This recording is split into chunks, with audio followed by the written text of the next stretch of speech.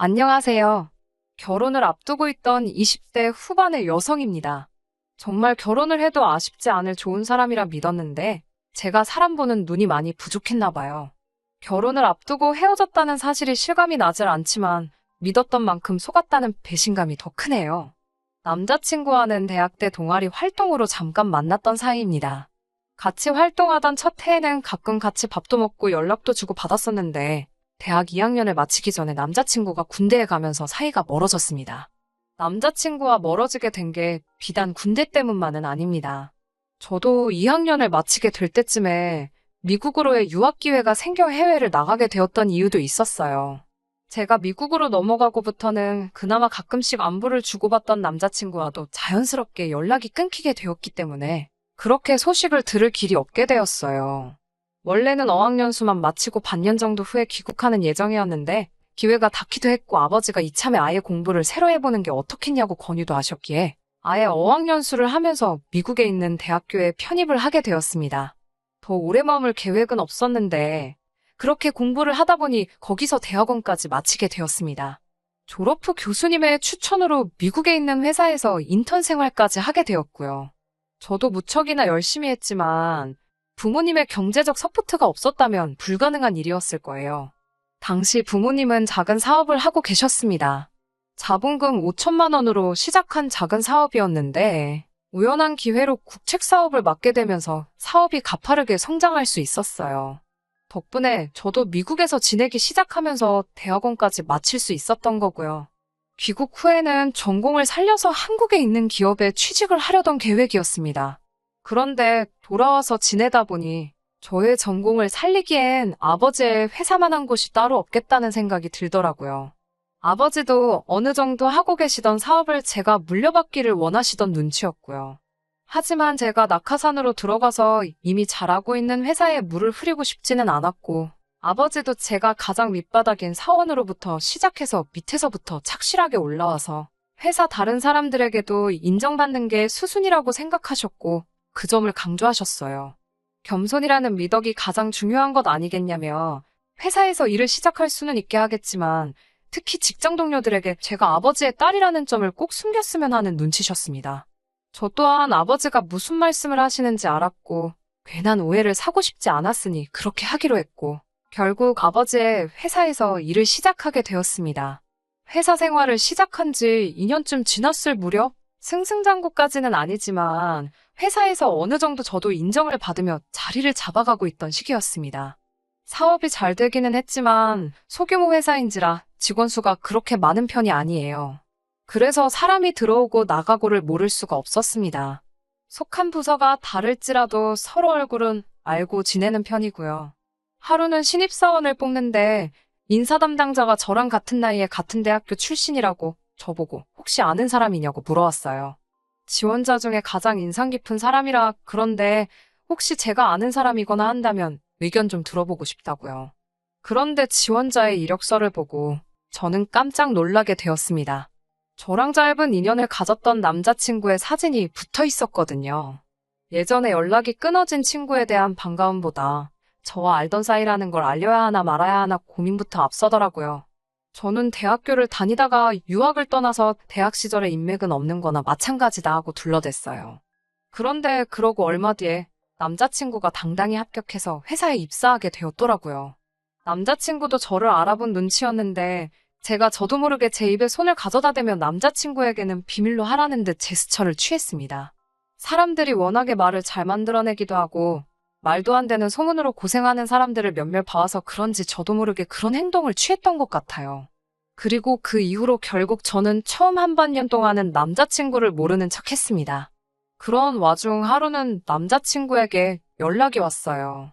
친한 친구가 되자는 건 아니지만 그래도 동료로서 친하게 지낼 수는 있지 않겠냐고요. 사실 신입 직원인데도 불구하고 일도 잘했고 우연찮은 기회였지만 저희 아버지와 출장을 자주 다녔어요. 아버지도 남자친구의 능력을 인정하는 분위기였고 저도 한층 멋져진 남자친구 모습에 저도 호감을 느끼고 있었거든요. 아무튼 남자친구가 먼저 용기를 내서 연락을 준 점에 대해 저는 고맙기도 하고 한편으로는 미안한 마음도 들었습니다. 그 이후로는 동료로서 가끔씩 점심도 같이 먹고 영화도 같이 보다가 결국 연인 사이로 발전하게 되었습니다. 그때쯤 아버지한테도 남자친구가 사실은 제가 한국에서 대학교를 다닌 시절부터 알던 사이라고 했습니다. 아버지는 혹시 남자친구 취직에 제가 연관돼 있던 거냐는 걱정만 하시고는 아니란 사실을 알고는 안도의 한숨을 내쉬었어요. 그리고 아버지도 사람이 참 괜찮고 능력도 있는 것 같으니 한번 잘 만나보라고 응원해 주셨습니다. 솔직히 신중하고 말수도 많이 없는 남자친구가 적극적으로 저에게 다가오기 시작했을 때 사실 전 속으로 적잖이 놀랐습니다. 학교 다닐 때부터 남자친구는 매사 지나치게 조심스럽고 여러 가지 경우의 변수를 고려하는 편이라 그런 신중함이 주변 사람들을 지치게 하는 편이었거든요. 지금 돌이켜 생각해보니 사람들을 많이 사귀지 않았던 것도 그런 성격 때문이 아니었을까 싶네요. 반면에 제 성격은 한다면 한다고 아니면 아닌 거지 어정쩡한 건 딱 싫어합니다. 어떤 일에 대한 결정을 내릴 때도 그렇고요. 그래서 저희 둘을 다 아는 사람들은 저희가 어떻게 결혼까지 약속했는지 이해가 안 된다고 고개를 저을 정도였어요. 문제는 남자친구의 이런 성격이 결혼을 준비하면서 큰 걸림돌이 될 거란 생각을 제가 미처 하지 못했다는 겁니다. 정확히 말하자면 이런 성격을 갖게 된 이유가 뭔지 알려고 하지 않은 게 문제였어요. 나중에 알게 된 일이지만 남자친구가 이런 성격을 갖게 된 데에는 남자친구 부모님의 영향이 굉장히 컸던 것 같네요. 결혼 이야기가 나오면서 남자친구 부모님에게 인사를 하러 가게 되었습니다. 남자친구 차가 고장이 났다고 해서 제 차를 끌고 가게 되었어요. 내비게이션에 남자친구가 준 주소를 치고 가는데 집을 찾기가 쉽지 않았어요. 결국 같은 동네를 3바퀴나 돌았는데도 집을 찾지 못했는데 아무 말도 없는 남자친구 모습이 어이가 없더라고요. 게다가 1시 반까지 도착하기로 되어 있었는데 시간은 이미 1시 40분을 넘어간 상황이었으니 어찌나 초조하던지요. 남자친구는 자기가 어머니한테 늦는다고 미리 연락을 해놓았다며 걱정하지 말라고 했지만 처음 인사를 드리러 가는 제 입장에서는 그런 말을 듣는다고 안심이 될 리가 없었지요. 만나 뵙기도 전에 흠이 잡힌 기분이었으니까요. 저는 남자친구에게 그냥 말로 옆에서 어디로 어떻게 가라고 알려달라고 몇 번을 말했는데 남자친구가 계속 그냥 내비게이션이 가라는 대로 가라며 말을 안 하는 거예요. 결국 의도치 않게 자기 집인데 어떻게 가는지도 모르냐고 화를 냈습니다. 남자친구는 우물쭈물해하며 워낙 오랜만이라 까먹었다고 하더군요. 원래 자기가 방향치에 길을 잘못 외운다고 설명을 하는데 분명히 지지난주 주말에도 부모님 뵈러 간다고 했던 사람이 2주 만에 그것도 다른 사람도 아닌 자기 부모님 집에 가는 길을 까먹었다는 게 전혀 납득이 되지 않는 변명이었습니다. 하지만 당시에는 운전 중인데다 이미 예민해질 대로 예민해진 상황에서 남자친구와 말다툼까지 벌이고 싶지는 않더라고요. 남자친구가 거짓말을 하고 있다는 건 확신하고 있었지만요. 어쩔 수 없이 일단 나중에 두고 보자 생각하고 시댁 찾기에 열을 올렸습니다. 그렇게 동네를 5바퀴도 넘게 돌다가 결국 남자친구 부모님이 집 앞으로 나와주신 덕분에 간신히 집을 찾을 수 있었습니다. 다행히 늦었음에도 불구하고 남자친구 부모님은 그렇게 화가 나신 눈치는 아니었습니다. 당신 아들에게 정신 좀 똑바로 챙기라고 하시면서 저에겐 운전하느라 고생했다 하시더군요. 남자친구 어머니께서는 식사 준비도 좀 늦어졌다며 잠깐 기다리라 하셨고 저는 거실 소파에 앉아 있었습니다. 거실에 앉아 찬찬히 집안을 둘러보는데 집이 정말 예쁘고 좋더라고요. 정말 잘 꾸며놓은 호텔이나 모델하우스처럼 보일 만큼 군더더기라곤 하나도 찾아볼 수 없는 집이었습니다. 평소에 남자친구가 워낙 평범하게 다니기도 했고 남자친구 재력에는 관심도 없었기에 솔직히 이렇게 고급스러운 집은 예상을 못했습니다. 아파트에서만 살았던 저였기에 한국에도 이런 미국식 주택이 있는 게 참 신기했어요. 어머님께 제가 2층도 구경해도 되냐고 조심스레 여쭈니 약간 당황하신 얼굴로 떨떠름하게 그러라 하시더군요. 그래서 2층에 올라가니 1층처럼 2층에도 간이 부엌이 하나 있었고 거실하고 방도 있더라고요. 이 큰 집에 남자친구 부모님만 사셔서 그런 건지 2층에는 사람의 온기가 하나도 느껴지지 않았습니다. 쎄한 기분을 뒤로하고 저는 다시 1층으로 내려가기 전에 화장실을 가려고 했어요. 그런데 화장실을 아무리 찾아도 찾을 수가 없었습니다. 부엌도 있고 거실도 있는데 화장실이 없는 게 이상해서 어머님께 2층엔 화장실이 없냐고 여쭤봤어요. 그런데 순간 어머님께서 아버님께 다시 2층엔 화장실이 없냐고 물으시더군요. 어머님 집인데 왜 그걸 아버님께 여쭤보는 건가 싶어서 순간 당황스러운데 어머님이 그런 제 생각을 읽으셨는지 사실 우리가 이사 온 지 얼마 안 돼서 잘 모른다고 말씀하셨습니다. 아무리 그래도 말이 안 된다고 생각했어요. 솔직히 자기가 사는 집에 화장실이 몇 개인지 어디 있는지를 모를 수가 있나 싶었으니까요. 식사를 마치고는 어머님의 설거지를 돕다가 주방 가위에 살짝 손을 베었습니다.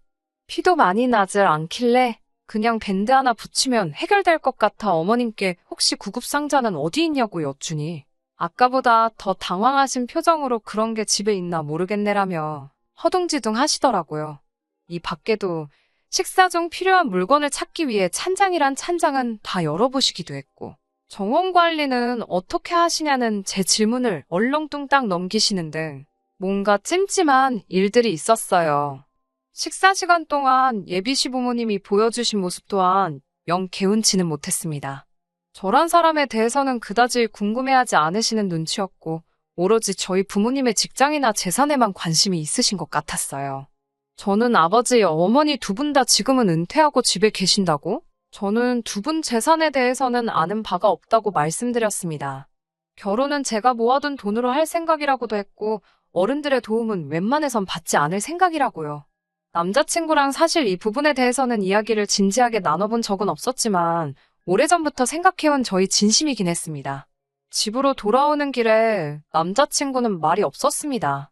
제가 분위기를 좀 바꿔보려고 농담을 해도 피곤하다는 반응뿐이었어요. 그리고 다음 날이었어요. 점심시간에 남자친구가 잠깐 이야기 좀 하자고 하더라고요. 저는 어제 일에 대해서 남자친구 부모님이 무슨 이야기라도 하셨나 싶었습니다. 그런데 차에 타자마자 남자친구가 저더러 부모님이 은퇴하신 게 맞냐고 묻더라고요. 그래서 맞다고 하니까 아버지가 이 회사 오너가 아니냐고 물어왔어요. 저는 속으로 정말 당황했고 깜짝 놀랐습니다. 왜인지는 모르겠지만 어제 일에 대해 저도 어느 정도 찜찜한 기분을 느꼈기 때문인지 저도 모르게 거짓말을 했습니다. 오너라니 무슨 소리를 하는 거냐고. 아버지가 사장이면 내가 지금 왜 지금도 이 직급으로 일을 하고 있겠냐고요. 남자친구는 전에 없던 심각한 표정을 보이더니 그럼 네가 입고 걸치고 다니는 건 다 무슨 돈으로 사는 거냐고 묻더군요. 아무래도 검소하신 아버지와는 다르게 어머니는 제가 앞으로 시집도 가고 하려면 예쁘게 하고 다녔으면 좋겠다며 이것저것 좋은 걸 많이 사주시는 편이거든요.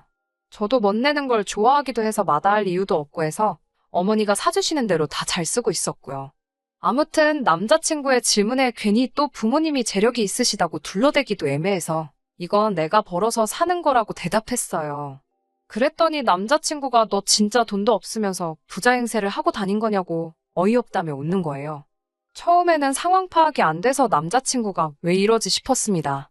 남자친구는 저더러 그럼 이 차는 네 차가 맞냐고 묻길래 내가 설마 남의 차를 타고 다니겠냐고 내 차가 맞다고 하니 저더러 진짜 이해가 안 된다면서 다짜고짜 제가 이렇게 개념 없는 여자인지 몰랐다는 거예요. 제가 도대체 하고 싶은 소리가 뭐냐고 따지자 그럼 결혼할 자금은 얼마나 있냐고 물어보더군요.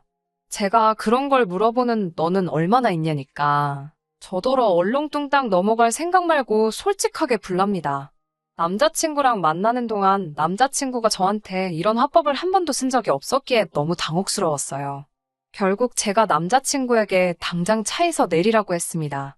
그러자 하긴 네가 가진 게 이게 다인가 본데 간수 잘 해야지라며 제 어깨를 툭툭 치고 내리는 거예요. 사무실로 돌아왔는데 온몸이 부들부들 떨리고 어이가 없더라고요. 결혼 이야기가 나오고부터는 회사 사람들도 저랑 남자친구가 사귀는 걸 알고 있었기 때문에 어두워진 저의 표정에 둘이 싸웠냐고 물었지만 사실 이건 못 싸운 것도 아니고 쪽팔려서 뭐라고 말해야 할지도 모르겠더군요. 하지만 이 사건은 여기서 끝이 아니었습니다. 당연히 헤어지기로 마음을 먹었고 부모님께도 오늘 있었던 일을 말씀드렸어요. 아버지는 충격이 크신 듯 했습니다. 평소에도 남자친구를 높게 사던 아버지는 제가 남자친구와 결혼하면 사업체를 바로 저와 남자친구에게 나눠서 물려주실 생각을 하고 계셨거든요. 어머니도 서울 생활은 너무 지친다며 하루빨리 은퇴해서 공기 좋은 곳에 가서 살고 싶다 하셨고요. 아버지는 생각에 잠기신 얼굴로 어떻게 해야 할지 생각해보자 하셨습니다. 당장 다음날 회사에 출근해서 남자친구를 봐야 한다니 속이 답답해져서 그 길로 일주일간 휴가를 내고 회사에는 나가지 않았어요. 당연스럽게도 남자친구는 제가 부모님은 은퇴하시고 저는 월급쟁이 벌이로 이것저것 비싼 거 사다 나르는 그런 여자로 생각한 건지 연락 한 통 있지 않았어요. 한 주가 흐르고 회사에 출근했는데 사람들이 절 보는 눈빛이 곱지가 않더라고요. 이게 무슨 일인가 싶어서 평소에 친하게 지내던 직원에게 살짝 물어보니 직원이 문자로 나중에 이야기하자고 했습니다. 사원수가 적은 회사다 보니 다른 직원들 눈치가 보였던 모양이에요. 그 직원이 들려준 말은 놀라웠습니다. 남자친구가 회사 사람들에게 제가 사장님의 첩이라는 이야기를 했답니다. 사장님이 저희 아버지인데 제가 그 첩이라니 말도 안 되는 소리잖아요. 그러면서 제가 자기랑 사귄 이유가 사장님의 애인인 걸 안 들키기 위해서 위장할 속셈으로 만난 거라며 자기는 그런 것도 모르고 저랑 결혼까지 생각했다고 피해자 행세를 하고 다녔다더군요. 일개 사원인 제가 무슨 재주로 그 좋은 차에 명품을 휘감고 다녔겠냐며 그게 다 제가 첩질해서 사장님 돈으로 펑펑 쓰고 다녔던 거라고요. 그렇게 남자친구의 말도 안 되는 헛소리에 사람들의 카더라가 더해져 제가 없는 동안 마치 사실처럼 굳어졌습니다. 생각해보면 제가 회사에 처음 들어왔을 때도 사실 채용 계획이 따로 없던 차에 제가 뜬금없이 신입사원으로 들어온 거기도 했고 바로 어제까지 갑작스럽게 말도 없이 휴가를 내고 회사에 안 나왔으니 사람들은 제가 뭔가 진정으로 구린 게 있어서 못 나온다고 생각했던 거고요. 결국 이 소문은 순식간에 퍼져서 아버지 귀에도 들어가게 되었어요. 결국 아버지는 당신의 계획보다 이르게 저를 사장 자리에 앉히셨습니다. 이례적인 파격승진에 다시 당연히 말이 나오기 시작했고 아버지는 회사 메일을 통해 제가 아버지의 친딸이고 회사 전반적인 업무를 가르치기 위해서 그리고 다른 직원들과의 불화도 줄이기 위해서 여태껏 그 사실을 숨겼다고 이 과정에서 불편함을 느낀 직원이 있다면 유감이라고 적으셨더군요. 그리고는 이와 별개로 저와 아버지에 대한 유언비어를 만들어 퍼뜨린 직원과 그에 동조한 직원은 명예훼손으로 고소를 진행할 예정이니 아는 바가 있는 사람들은 협조해달라고 덧붙이셨습니다. 아버지가 저렇게 강경하게 나가신 이유는 남자친구가 그때라도 자기 잘못을 뉘우치고 아버지와 저에 대한 이상한 소문을 퍼뜨린 걸 사과하면 눈 감아주실 생각이 있으셨던 거였어요. 그런데 그 소문을 직접 사과해야 할 남자친구는 따로 저에게 연락 한 통 없었고 그제서야 상황 파악이 된 직원들 몇몇만이 저에게 찾아와 진심으로 미안하다며 사과를 하더라고요. 그러면서 자기들이 도울 수 있는 게 있다면 뭐든지 돕겠다고요. 명예훼손만 문제가 아니라 자기들 직장이 달린 문제니 더 절박해 보였습니다. 저는 만약의 경우 누가 이 소문을 시작한 건지만 증언해달라고 부탁했습니다. 그리고 아니나 다를까 모든 사람이 제 남자친구를 지목하더군요. 한때는 사랑했던 사람이고 결혼까지 약속한 사람이 갑자기 왜 나한테 이렇게까지 상처를 주는 건지 이해할 수가 없었습니다. 그리고 얼마 지나지 않아서 남자친구에게도 연락이 왔습니다. 남자친구는 저에게 이 모든 일이 저 때문이라며 처음부터 자기를 왜 속였냐고 하더군요. 그러면서 이제라도 자기가 진실을 알았으니 다시 예전으로 돌아가잡니다. 소문에 대한 사과를 할 줄 알았더니 헛소리를 시전하러 나온 거더군요. 마치 자기가 다시 저를 받아주겠다고 말하는 게 참 어이가 없었어요. 남자친구는 저보고 왜 자기한테까지 그 사실을 숨겼느냐고 재차 따지듯이 물었습니다. 자기 예상이 맞지 않았느냐며 자기는 이미 제가 아버지와 연관돼 있는 사람이란 걸 알고 있었다고요.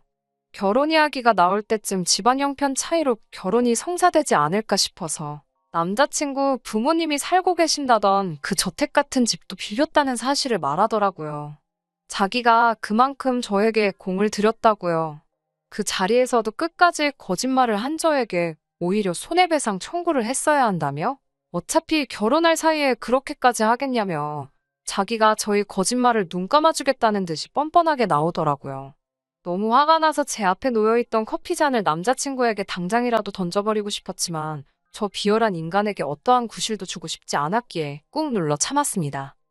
남자친구에게 구질구질하게 굴지 말라고 너야말로 호화저택까지 빌려가며 나를 속인 게 아니냐고 너야말로 사기꾼이지 않냐고 한마디 했습니다. 내일 회사 출근하는 대로 너는 명예훼손 및 업무방해로 해고할 거라고 했습니다. 이 업계가 얼마나 좁은지 너도 알지 않냐며 인생 그렇게 살지 말라고 또 한마디 해줬고요. 그제서야 남자친구는 이게 다 저랑 저희 아버지 때문이랍니다. 아버지와 같이 떠난 출장지에서 우연히 저희 아버지 핸드폰을 보게 되었답니다. 아버지는 저랑 같이 찍은 사진을 핸드폰 바탕화면에 해두셨기에 제가 당연히 사장님의 딸이라고 생각했고, 그래서 제 비위까지 맞춰가며 사귀게 된 건데, 정작 저는 아니라고 하니까 딸이 아니라면 제가 아버지의 첩이라는 확신이 들었다고 합니다. 그리고 배신감에 치가 떨렸다는 거예요. 왜 솔직하게 묻지 않았냐고 하니까 요즘 젊은 여자들이 좋은 차에 명품 휘 감고 다니면 부잣집 딸이거나 지저분하거나 둘 중 하나 아니겠냐며 저한테 사실을 물어볼 필요도 못 느꼈다나요. 이렇게 썩어빠진 인간하고 만났다는 사실에 너무 억울하고 분노가 치밀어 올랐습니다. 저는 결국 남자친구와 파혼했고 명예훼손으로 남자친구를 고소했습니다. 저뿐만 아니라 저희 아버지도 남자친구를 명예훼손으로 고소했고, 나아가 회사의 입장에서도 남자친구를 같은 이유로 고소했어요.